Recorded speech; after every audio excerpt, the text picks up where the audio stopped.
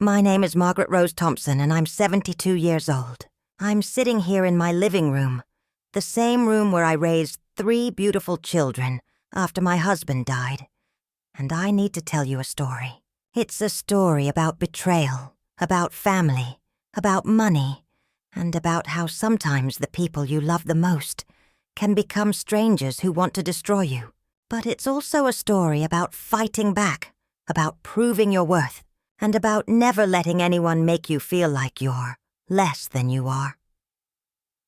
Before I get into what happened with my daughter-in-law, Jessica, I need to tell you about my life, because you need to understand who I am.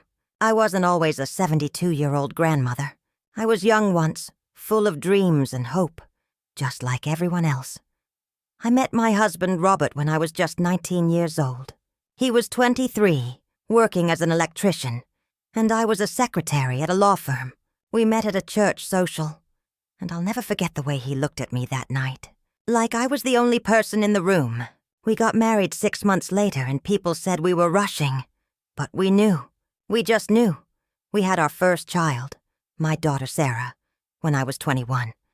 Then came Marcus 2 years later. And finally, Daniel, my baby boy, when I was 28. Those were the happiest years of my life. Robert would come home from work covered in dust and dirt, but he'd always wash up and play with the kids before dinner. We didn't have much money, but we had love. We had each other.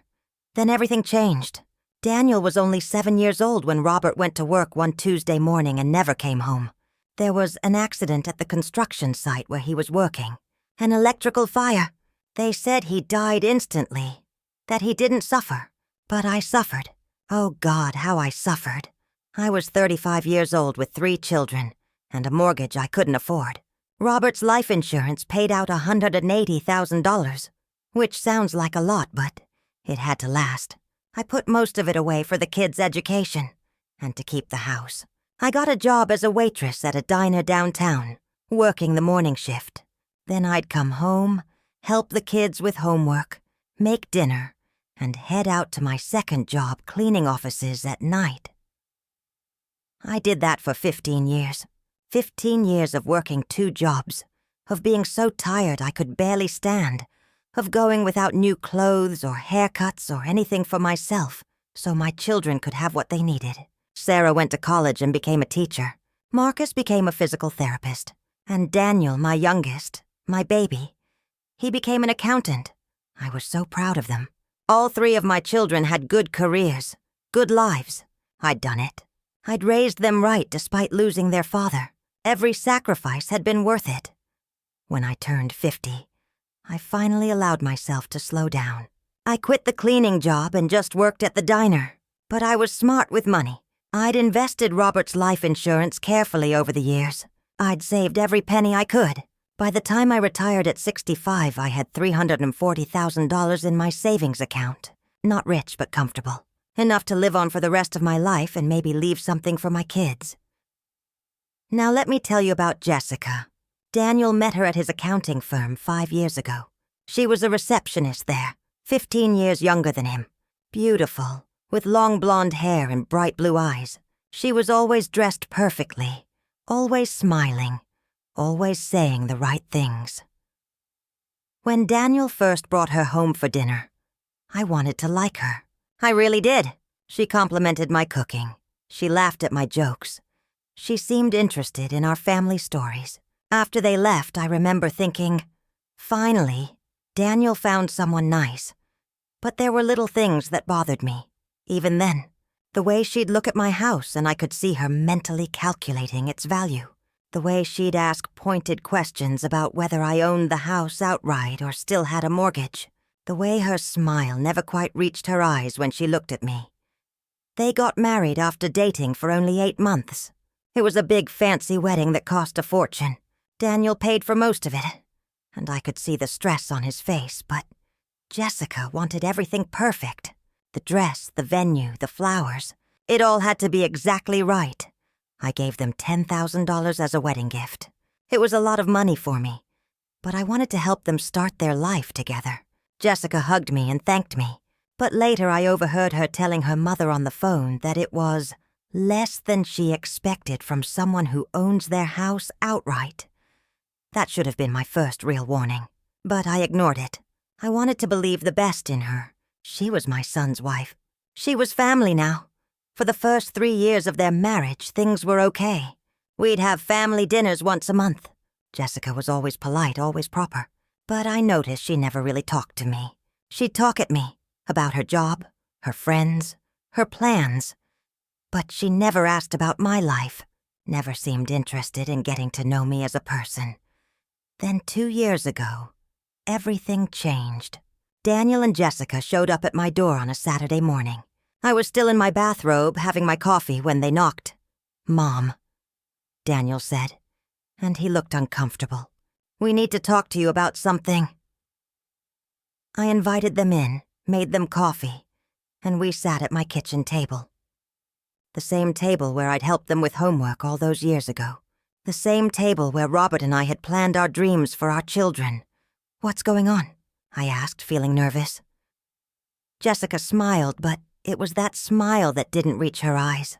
"Margaret, Daniel, and I have been trying to save money for a house, but rent in the city is just so expensive. We're barely able to put anything away each month." "Okay," I said slowly, not sure where this was going.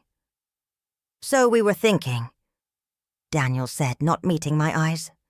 "Maybe we could move in with you, just temporarily. 6 months, maybe a year, just until we save enough for a down payment." I felt my stomach drop. I loved my son, but I also loved my independence, my quiet house, my routine. But how could I say no? He was my baby, and they needed help. "Of course," I heard myself say. "You can stay as long as you need." Jessica's smile got bigger. "Oh, Margaret, thank you so much. This is going to be perfect. We'll help with bills, of course, and Jessica can help you around the house. You're not getting any younger, and this big house must be hard to maintain." I should have heard the warning in those words. "You're not getting any younger." But I didn't. I was just trying to be a good mother. They moved in 2 weeks later. At first, it was fine. They kept to themselves mostly, staying in the guest room and the second bathroom. But gradually, things started to change. It started with small things. Jessica would rearrange my kitchen cabinets to be more efficient. She'd throw away my old dish towels and replace them with new ones without asking. She'd change the TV channel when I was watching something, because she wanted to watch something else. When I protested, she'd smile and say, "Oh, Margaret, I'm just trying to help modernize things. You've been doing things the same way for so long.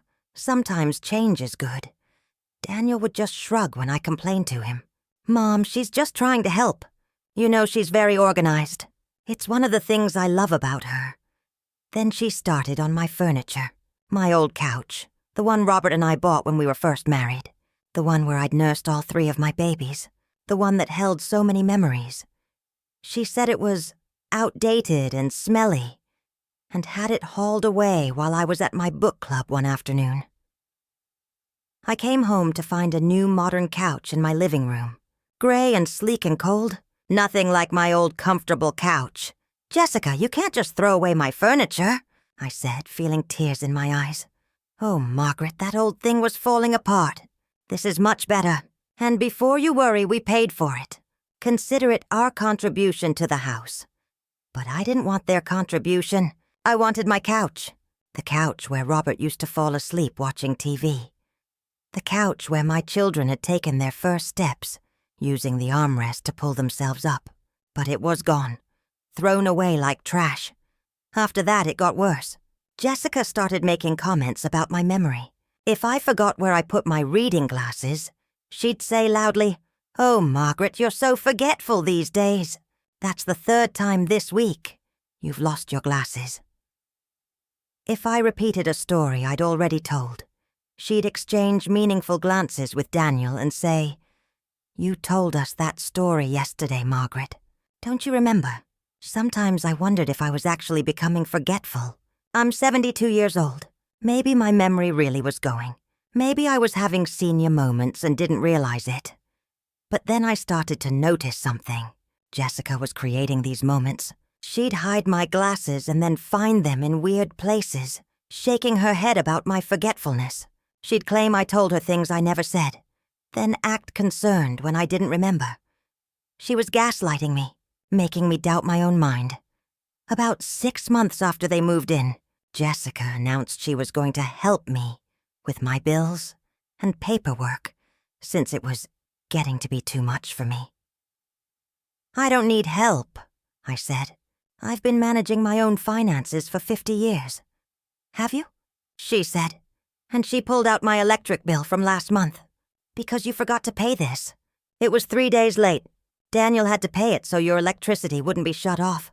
I felt my face get hot. That was true. I had forgotten that bill. I'd been sick with a terrible cold, couldn't get out of bed for a week, and it had slipped my mind. But it was just one bill. "That was because I was sick," I protested. "This time," Jessica said. "But what about next time? What if you forget something important? What if you miss a payment and damage your credit?" "Margaret, I'm trying to help you." I didn't let her take over my bills, but the seed of doubt had been planted. Was I becoming incompetent? Was I losing my ability to take care of myself? Then came the day that changed everything. It was a Tuesday morning about 6 months ago now. I was sitting at my kitchen table going through my monthly bank statements. I've done this every month for decades. I like to check every transaction, make sure everything is accurate, see where my money is going. I had just opened the statement for my main savings account when Jessica walked into the kitchen. She was wearing her silk bathrobe, holding a cup of coffee, and when she saw what I was doing, her whole demeanor changed. "What are you doing?" she asked, and there was something sharp in her voice. "Just checking my bank statements," I said. "I do it every month." She set down her coffee cup and walked over to me. Before I could stop her, she snatched the papers out of my hand. "Jessica, give those back," I said, reaching for them. But she held them away from me, her eyes scanning the page. And then I saw it. Her eyes got wide, her mouth dropped open slightly, and her face flushed. "You have over $300,000, she said, and her voice was almost shaking. "Just sitting there in a savings account?" "Yes," I said, feeling defensive. "That's my retirement savings. I've been building it my whole life." She stared at me like she'd never really seen me before. $340,000, she read from the statement. "Margaret, do you have any idea what we could do with this money?" "It's not we, Jessica. It's my money," I said firmly. She laughed, but it wasn't a nice laugh. It was cold and calculating. "Your money? Margaret, look at you. You're 72 years old. You can barely remember to pay your bills. You forget conversations we had yesterday. You're losing your mind. And you're sitting on all this money like some kind of dragon hoarding gold." I felt like I'd been slapped. "I am not losing my mind." "Really?" She started pacing around the kitchen, waving the bank statements. "You forgot the electric bill. You forgot we were having dinner with my parents last week, and they had to wait an hour for us. You forgot that you already told me that story about Daniel's first day of school. You forget things constantly, Margaret." "Everyone forgets things sometimes," I said, but my voice was shaking. "Not like you do," she said, and she leaned close to me. I could smell her expensive perfume. "You're too senile to manage this kind of money. What if you get scammed? What if some telemarketer calls and tricks you into giving it all away? What if you make some stupid investment and lose everything?" "I would never," I started. "You don't even know what you'd do," she interrupted. "Because you're not thinking clearly anymore. Margaret, we need to have a serious conversation about your mental state." I stood up from the table, my legs shaking. "There's nothing wrong with my mental state. I'm as sharp as I've ever been." "Then why did you put the milk in the pantry instead of the fridge yesterday?" she said triumphantly. "Why did you leave the stove on last week after making tea? Why did you call Daniel by Robert's name last month?" Each accusation felt like a knife, because some of them were true. I had put the milk in the wrong place once. I had left the stove on. And I had called Daniel by his father's name once when I was tired. But these were small things, normal things that anyone might do. She was twisting them to make me seem incompetent. "Daniel," Jessica called out loudly. "Daniel, come in here." My son appeared in the doorway, wearing his suit for work. "What's wrong?" Jessica held up the bank statements. "Were you aware that your mother has over $300,000 just sitting in a savings account?" Daniel's eyes widened. "Mom, is that true?" "Yes," I said. "It's my money. I've saved it over my lifetime." "That's amazing, Mom," Daniel said, and he smiled. "You did so well." But Jessica cut in. "Daniel, we need to talk about your mother's competency to manage this money. She's showing clear signs of mental decline. We need to get power of attorney before she does something dangerous with it." "What?" I said, feeling panic rise in my chest. "Absolutely not, Mom," Daniel said slowly, and I could see him actually considering it. "Maybe it wouldn't be a bad idea for me to help you manage your accounts. Not take them over, just help. Make sure bills are paid on time, that kind of thing." "I don't need help," I said firmly. "That money is mine. I earned it. I saved it. And I will manage it myself." Jessica's face turned red. "You're being selfish and stubborn. We're trying to help you, and you're too proud to accept it." "Fine. But don't come crying to us when you end up broke because you're too senile to know what you're doing." She threw the bank statements on the table and stormed out of the kitchen. Daniel looked at me, and I could see the conflict in his eyes. "Mom, I'm not trying to take your money," he said. "But Jessica has a point.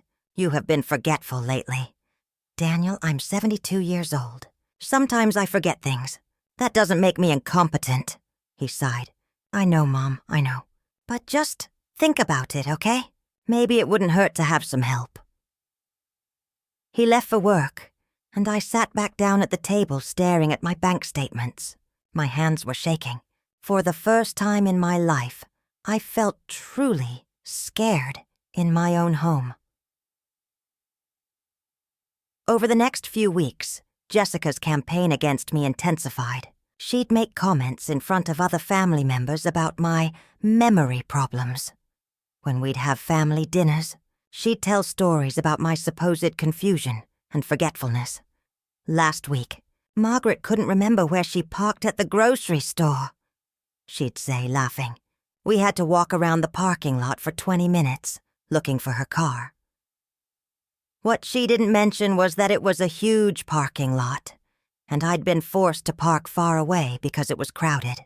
Anyone might have trouble remembering exactly where they parked in that situation. She called my daughter Sarah and told her she was concerned about my mental state.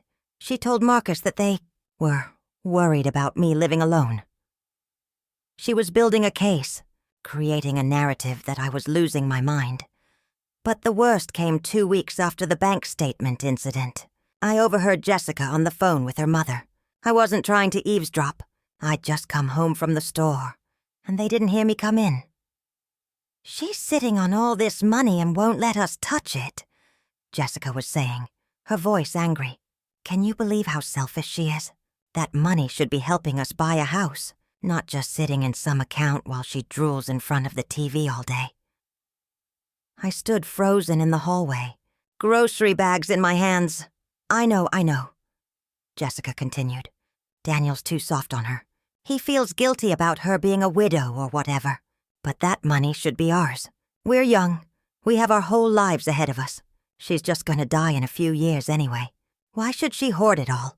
I felt tears streaming down my face.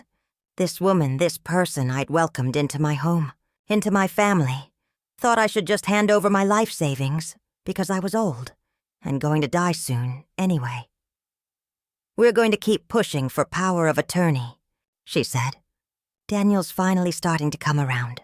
Once we have control of her accounts, we can start moving money into our names. She'll never even know. She barely knows what day it is half the time." That's when I dropped one of the grocery bags. The sound echoed through the house. Jessica went silent, then came rushing into the hallway. "Margaret, I didn't hear you come in." How long have you been standing there? Long enough, I said coldly. Her face went pale, then red. Whatever you think you heard? I heard exactly what you said, I interrupted. You want my money? That's what this has all been about. You want to convince everyone I'm senile so you can take control of my accounts. That's not true, she said, but she couldn't meet my eyes. Get out, I said quietly. What? Get out of my house, I said louder this time. Pack your things and get out. This is Daniel's home too, she said, her voice rising. You can't just kick us out. This is my house, I said, and I felt a strength I hadn't felt in months. My name is on the deed, and I want you out. We'll see what Daniel has to say about this, she spat. When Daniel came home that evening, Jessica had already told him her version of the story. She claimed I'd misunderstood what she was saying, that I'd twisted her words because of my confusion, that I was being paranoid and irrational. Daniel tried to mediate. Mom, maybe you misheard. Jessica wouldn't... I know what I heard, Daniel, I said. Your wife wants my money.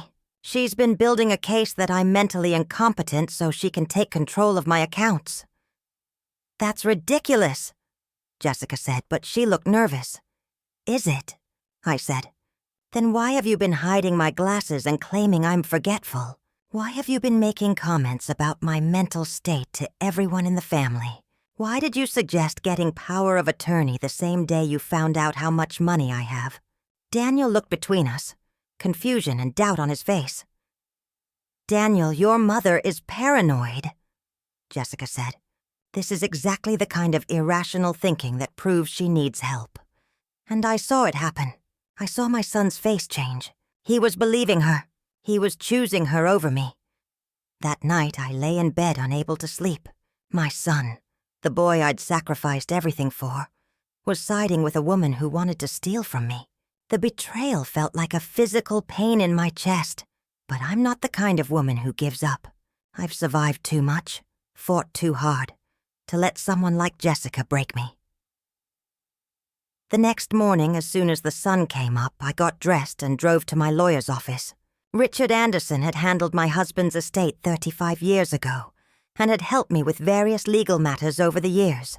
He was semi-retired now, but he still kept office hours 3 days a week. Margaret, he said when I walked in, and his smile faded when he saw my face. What's wrong? I sat down in his office and told him everything. Every detail, the moving in, the furniture, the comments about my memory, the bank statements, the overheard phone call, all of it. Richard listened without interrupting, his expression growing more serious. When I finished, he leaned back in his chair and shook his head. Margaret, I'm so sorry you're going through this, he said. Unfortunately, elder financial abuse is more common than people realize, and it's particularly insidious when it comes from family members. Can they really take my money?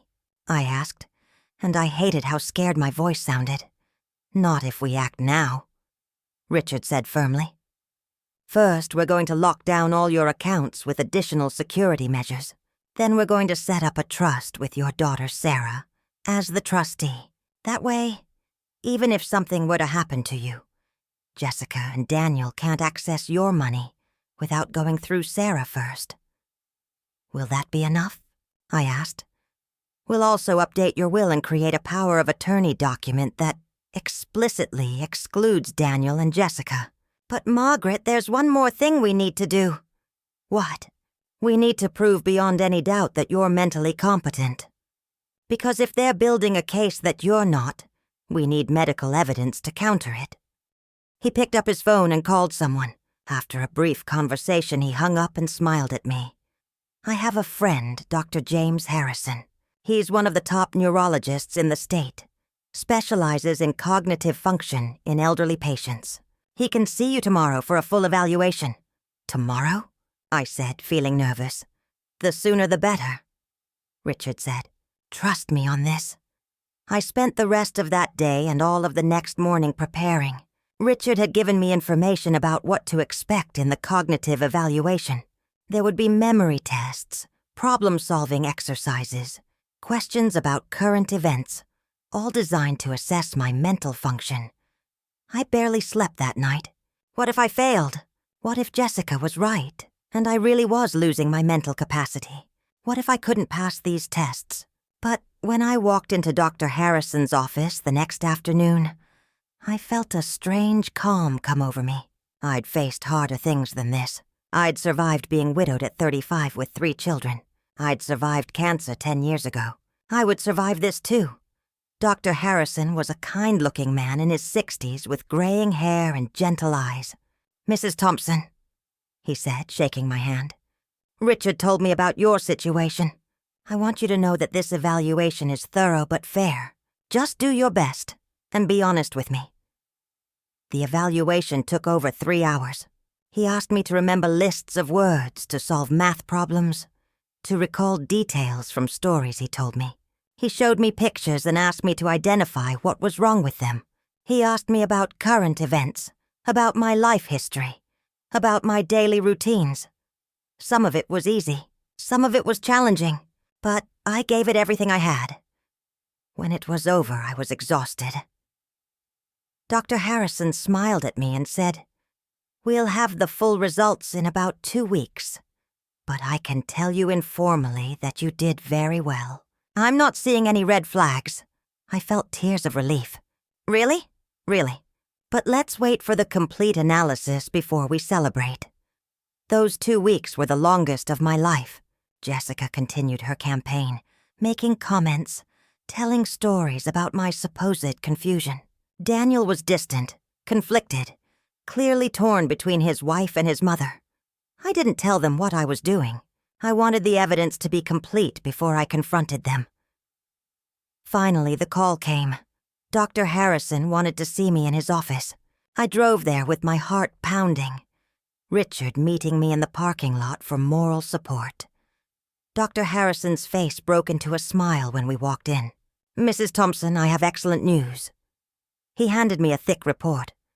"Your cognitive function is exceptional for your age. And I don't say that lightly. Your memory is sharp. Your reasoning skills are excellent. Your problem-solving abilities are well above average. You show absolutely no signs of dementia, Alzheimer's, or any other cognitive impairment." I felt tears rolling down my cheeks. "Really? Really? In fact, you scored better than many people half your age. Whatever Jessica has been telling people about your mental decline, it's simply not true. You are fully capable of managing your own affairs and making your own decisions." Richard squeezed my shoulder. "Can you put all of that in writing?" "Already done," Dr. Harrison said, tapping the report. "This is a complete medical evaluation documenting Mrs. Thompson's mental competency. It would hold up in any court." I left that office feeling like a weight had been lifted off my shoulders. I wasn't crazy. I wasn't senile. I was fine. Better than fine. I was sharp and capable, and nobody's fool. Armed with my medical report, my newly protected assets, and Richard's legal documents, I went home. But I didn't tell Jessica or Daniel what I'd done. Not yet. I wanted to see how far they'd push this. I wanted them to show their true colors in front of the whole family. I called Sarah and Marcus and invited them over for Sunday dinner. "Bring your families," I said. "I'm making pot roast." Sunday dinner had always been a tradition in our family. When the kids were growing up, we'd gather around the table every Sunday evening, share a meal, talk about our weeks. We'd gotten away from it in recent years, but they all agreed to come. That Sunday, I made Robert's favorite pot roast recipe. I set the table with my good china. I even put out fresh flowers. Jessica looked surprised when Sarah and Marcus showed up with their families. "I didn't know we were having a family dinner," she said suspiciously. "Last-minute decision?" I said cheerfully. I thought it would be nice to have everyone together. During dinner, the conversation was pleasant. The grandchildren talked about school. Sarah talked about her students. Marcus talked about his physical therapy practice. Daniel talked about a difficult client at work. Then, as I was serving dessert, Jessica cleared her throat loudly. Actually, since we're all here, there's something Daniel and I need to discuss with everyone, she said. Daniel looked surprised. We do? Yes, Jessica said firmly. It's about your mother's health. The table went quiet. Everyone looked at me with concern. What's wrong with Mom? Sarah asked worriedly. Well, Jessica said, her voice dripping with fake concern. We've been noticing some troubling signs. Memory problems, confusion, forgetfulness. We think Margaret might be in the early stages of dementia. What? Marcus said, looking shocked. It's true, Jessica continued. She forgets conversations we've had. She can't remember where she puts things. Last week she left the stove on. And financially, well, she forgot to pay the electric bill and we had to cover it. Mom, is this true? Sarah asked me gently. I forgot one bill when I had the flu, I said calmly. That's all? It's not all, Jessica said, her voice rising. Margaret, you're in denial about your condition. We're trying to help you. Daniel and I think it's time we start looking at options. Maybe a nice assisted living facility where you can get the care you need. And what happens to my house? I asked quietly. Well, we'd have to sell it, of course, Jessica said. But don't worry, we'd make sure you're comfortable. I saw Sarah and Marcus exchange glances. They looked confused, uncertain. And my money, I continued. That's actually something else we need to discuss, Jessica said, and I could see excitement in her eyes. She thought she'd won. Margaret has significant savings, over $300,000. But in her current state, she's not capable of managing it responsibly. We think Daniel should get power of attorney so we can make sure she doesn't make any foolish financial decisions. Wait, Marcus said. Mom has $300,000? She never told you? Jessica said smugly. Yes, and she's been sitting on it while Daniel and I struggled to save for a house. That did it. That was the line she shouldn't have crossed. I stood up from the table. You're right, Jessica, I said, and everyone looked at me in surprise. I should have told my children about my savings. That was wrong of me, but I'm going to tell them now. I walked to my bedroom and came back with a folder, a large folder containing all my documents. This, I said, placing it on the table, is my financial history for the past 5 years. Every transaction, every bill paid, every investment made. Take a look. I slid it toward Marcus and Sarah. They opened it and started reading. I could see their eyes widening as they saw how meticulously everything was organized and maintained. Mom, this is incredibly detailed, Sarah said. Every single expense is tracked. Do these look like the financial records of someone with dementia? I asked. No, Marcus said slowly. These look like the records of someone who's very careful with money. But she forgot the electric bill, Jessica protested. I forgot one bill when I was sick, I said firmly. But Jessica's been using that to paint a picture that I'm incompetent. She's been hiding my glasses and claiming I'm forgetful. She's been twisting normal everyday occurrences to make it seem like I'm losing my mind. That's not true, Jessica said, her face going red. Isn't it? I pulled out another document. This is from my lawyer, Richard Anderson. It details how Jessica suggested getting power of attorney the same day she found out how much money I had. It documents her comments about my supposed mental decline. I was concerned, Jessica started. No, you weren't, I interrupted. I heard you on the phone with your mother. You said my money should be yours because I'm just going to die in a few years anyway. You said I was selfish for not giving it to you. You said once you got power of attorney, you'd start moving money into your names, and I'd never even know. The table erupted. Sarah gasped. Marcus looked furious. Even Daniel looked shocked. Is that true? Daniel asked Jessica quietly. She's lying, Jessica said, but her voice was shaky.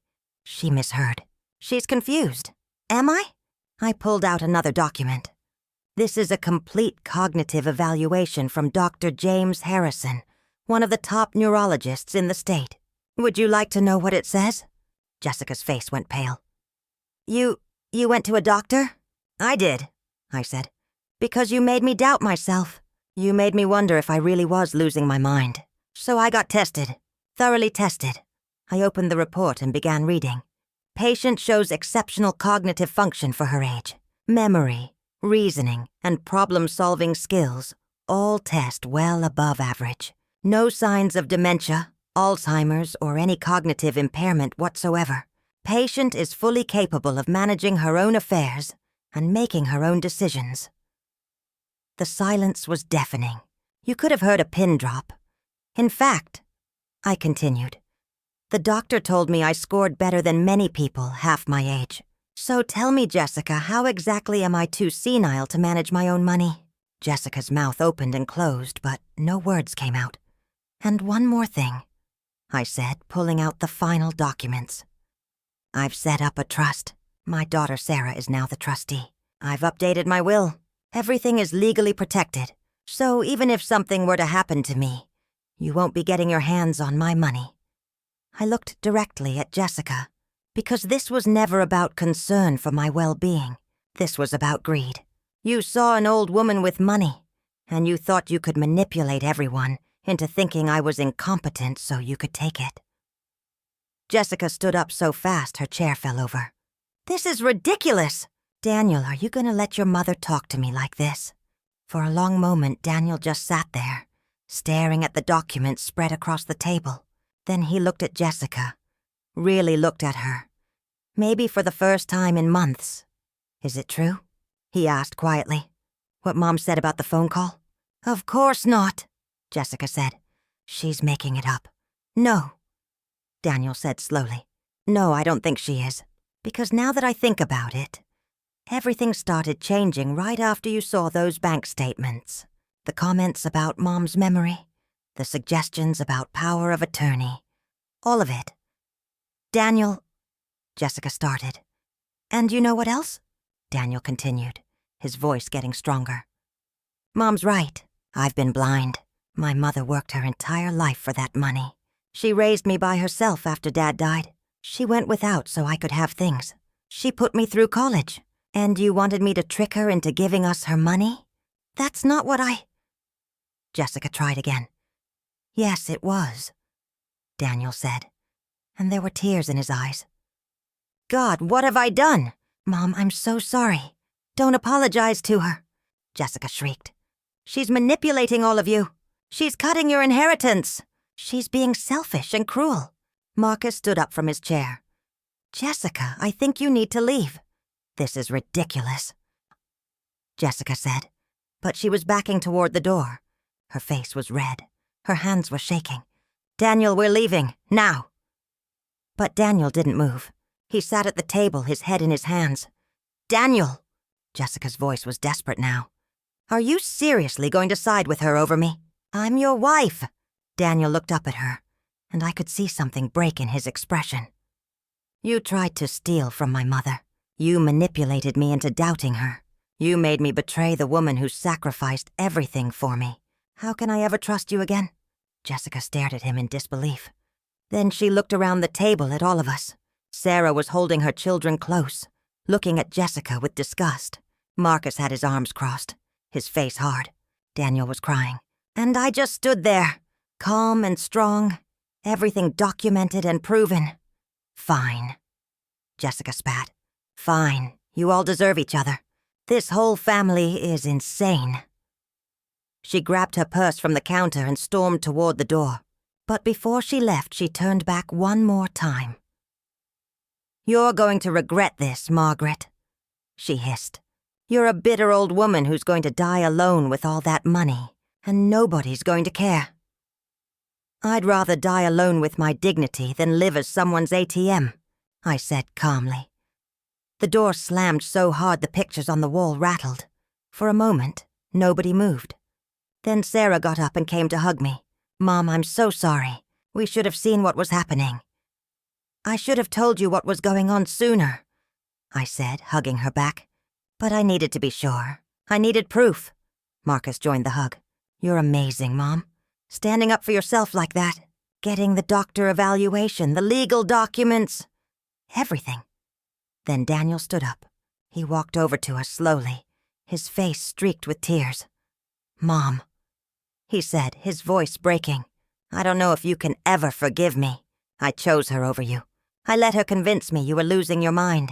I was ready to take your money, your independence, everything. What kind of son does that? I pulled away from Sarah and Marcus and looked at my youngest child. My baby boy. He looked so lost, so broken. The kind of son who made a mistake. I said softly. The kind of son who was manipulated by someone he loved and trusted. Daniel, you're not the villain here. Jessica is. But I should have known, he said. I should have protected you. Yes, I said honestly. You should have. But you see it now. That's what matters. I'm going to fix this, Daniel said. I'm filing for divorce. I don't want anything from her. And I sure as hell am not giving her anything in the settlement. And Mom, I'm moving out. I'll get my own place.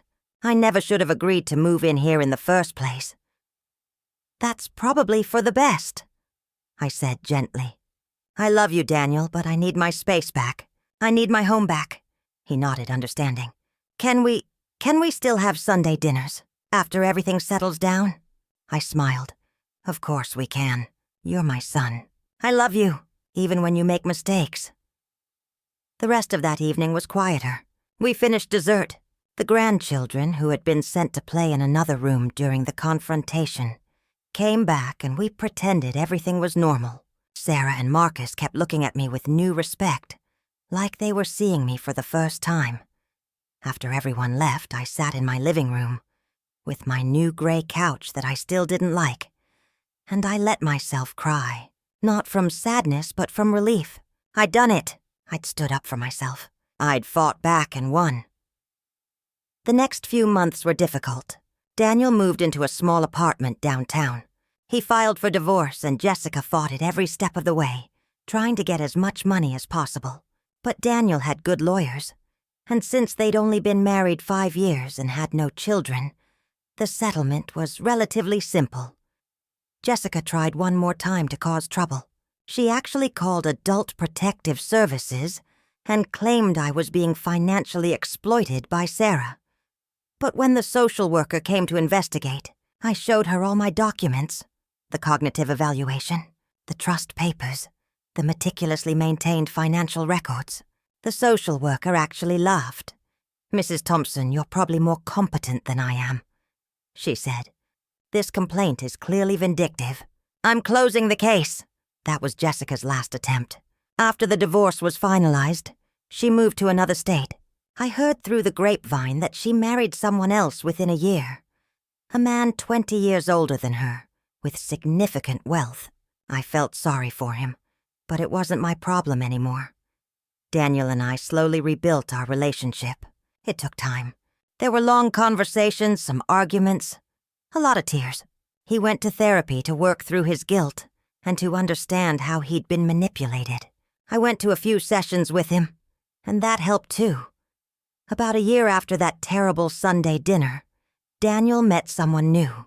Her name was Rachel, and she was nothing like Jessica. She was a kindergarten teacher, warm and genuine, with a laugh that filled a room. When Daniel brought her to meet me, I was nervous, but within 5 minutes of talking to her, I knew she was different. Mrs. Thompson, Daniel has told me everything that happened, Rachel said, sitting in my kitchen. I'd finally bought a new table and chairs that I actually liked.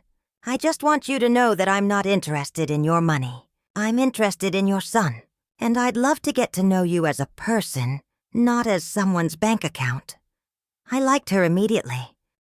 2 years later, Daniel and Rachel got married.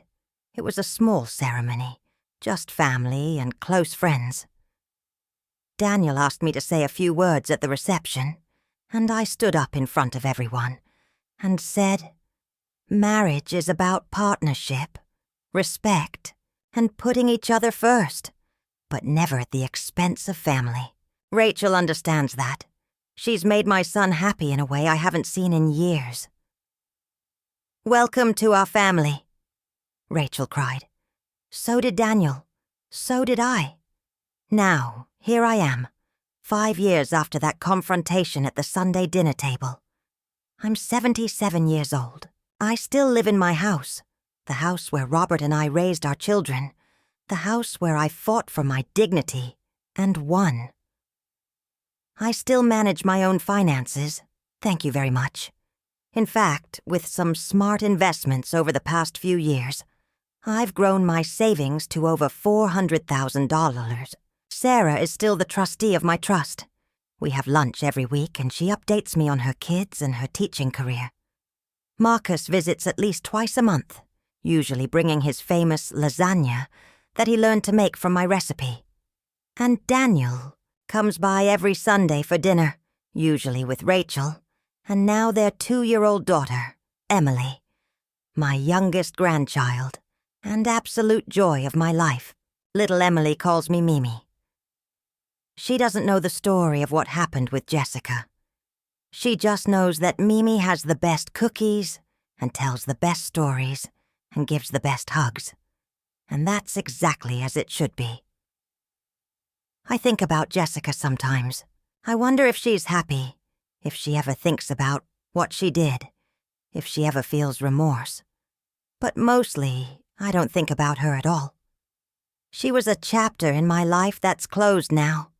What I do think about is strength, about resilience, about the importance of standing up for yourself, even when it's hard, even when it's your own family, making you doubt yourself.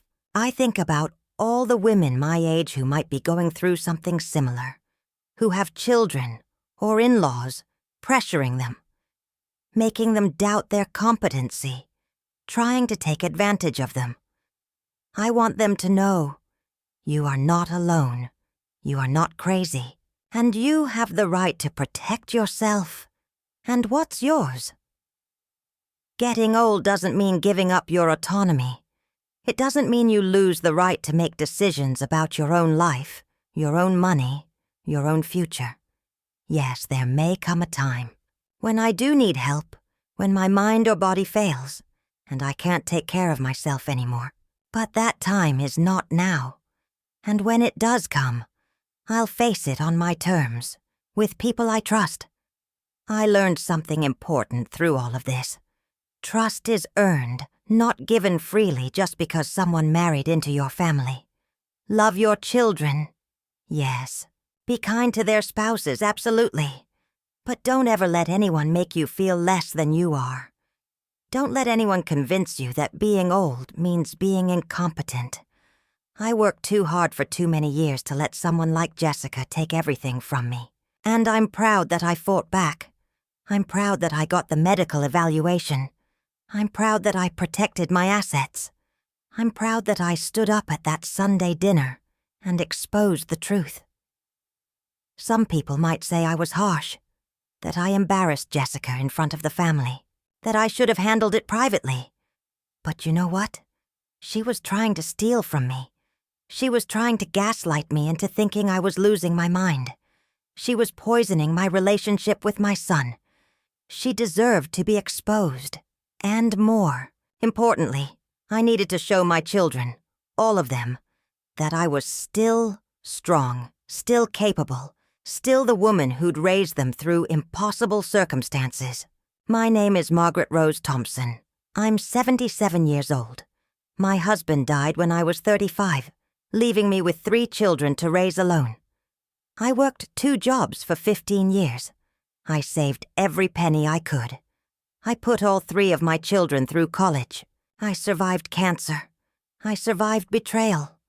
And I'm still here, still strong, still managing my own life and my own money.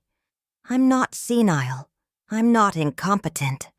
I'm not anyone's fool. And to anyone out there dealing with something similar, whether it's a daughter-in-law, a son-in-law, even your own children, I want you to hear this. You have the right to protect yourself. You have the right to say no. You have the right to keep what's yours. Don't let anyone make you feel guilty about it. Get a cognitive evaluation if you need to prove your competency. Talk to a lawyer about protecting your assets. Set up a trust with someone you actually trust. Document everything. Keep records. And if you need to confront someone, do it with evidence, not just emotions. But most importantly, believe in yourself. Don't let anyone convince you that being older means being less than. Your years of experience, your wisdom, your strength, these are gifts, not weaknesses. I sit here now in my living room, the afternoon sun streaming through the windows, and I look at the photos on my wall. Robert and me on our wedding day, so young and hopeful. My 3 children as babies, toddlers, teenagers. Sarah's graduation, Marcus's wedding. Daniel with Rachel, and little Emily. This is my life. These are my people. This is what I worked for, what I saved for, what I fought for, and every single penny in my bank account. I earned it. Every sacrifice I made, worth it. Every battle I fought, necessary. Jessica tried to take it all from me. She tried to make me doubt myself, to steal my dignity along with my money. But she failed, because I'm stronger than she ever realized. I'm Margaret Rose Thompson. I'm 77 years old, and I am nobody's fool. If you're out there and someone is trying to do to you what Jessica tried to do to me, please hear this. You are not alone. You are not powerless. You can fight back. You can protect yourself. And you can win. Stand up for yourself. Get help if you need it. But whatever you do, don't let anyone make you feel less than you are just because you have more years behind you than ahead of you. Those years, they're proof of your strength, your resilience, your worth. They're proof that you've survived everything life has thrown at you so far. And if I can survive Jessica's manipulation and come out stronger, so can you. Never forget, your life is yours. Your money is yours. Your dignity is yours. And nobody has the right to take any of it from you. Stand strong, fight back, and know your worth. Thank you for listening to my story. I hope it helps someone out there who needs to hear it, because we're never too old to stand up for ourselves, never too old to fight for what's right, and never, ever too old to prove that we're exactly as strong and capable as we've always been. My name is Margaret Rose Thompson, and this is my story. A story of betrayal, of strength, and of proving that sometimes the most important fight is the one you have with the people you love. To show them that you're not giving up, not giving in, and definitely not going anywhere. God bless you all, and remember, you're stronger than you know.